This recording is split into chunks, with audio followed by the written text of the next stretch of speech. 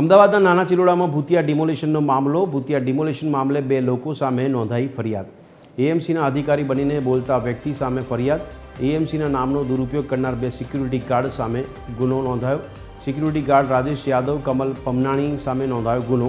ગઈકાલની ઘટનાનો video social મીડિયામાં થયો હતો વાયરલ.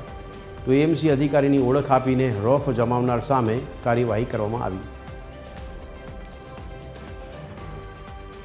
બોલે છે એ એઝ એ સિક્યુરિટી ગાર્ડ તરીકેની નોકરી કરતા હોય છે અને ત્યાં બીજા જે 25-50નું ટોળું ભેગું થયું હતું એમાંથી કોઈ આ બોલી ગયું છે, એમના વિરુદ્ધ ફરિયાદ દાખલ કરવામાં આવી છે 2 વ્યક્તિ વિરુદ્ધમાં. ના, ડિમોલિશન બાબતની હાલ અદ્દિન સુધી અમોને કોઈ લેખિત કે કોઈ ફરિયાદ મળેલ નથી. એ કંઈ મળશે તો અમે આગળ તપાસ કરશું કે ભાઈ એએમસીનું ખોટું નામ લઈ અને એમને બદનામ કર્યા છે, તો એ ખરેખર જે હતું જ નહીં એવું ખોટું ઊભું કરીને કરે એના માટેની ફરિયાદ છે. તો અમદાવાદ મનપાની સામાન્ય સભામાં કોંગ્રેસે હોબાળો કર્યો અને સૂત્રોચ્ચાર કર્યા. સામાન્ય સભામાં અન્ય લોકો બેસવા આવતા હોવાનો વિપક્ષે વિરોધ કર્યો. નાના ચિલોડામાં થયેલા ભૂતિયા ડિમોલિશનનો પણ વિરોધ નોંધવામાં આવ્યો. જવાબદાર શખ્સો વિરુદ્ધ કાયદેસરની કાર્યવાહી કરવાની વિપક્ષની માંગ. વિપક્ષે વિવિધ મુદ્દે મેયર વિરુદ્ધ સૂત્રોચ્ચાર કરી નારાજગી વ્યક્ત કરી. વિરોધ નોંધાવી રહેલા વિપક્ષના કાર્યકર્તાઓ વેલમાં ધસી આવ્યા.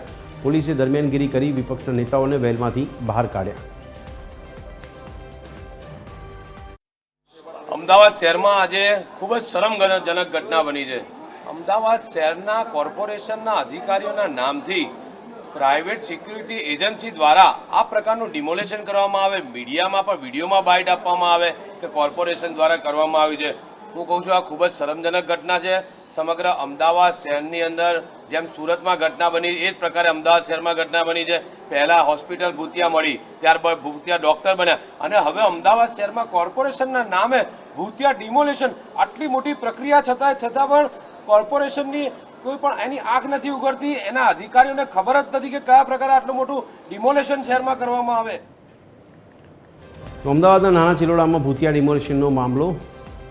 ભૂતિયા ડિમોલિશન મામલે મેયરનું મોટું નિવેદન. મનપાની છબી ખરડવાનો પ્રયાસ થયો છે. મેયરે કહ્યું મનપાના નામે ગેરકાયદેસર કાર્યવાહી કરનાર સામે કાર્યવાહી થશે. દુકાન તોડવાના મામલે રાજપૂત સિક્યુરિટી એજન્સી આરોપી. ડિમોલિશન મામલે મનપા કડક પગલાં લેશે. સાંજે ખ્યાલ આવ્યો કોર્પોરેશનના અધિકારી દ્વારા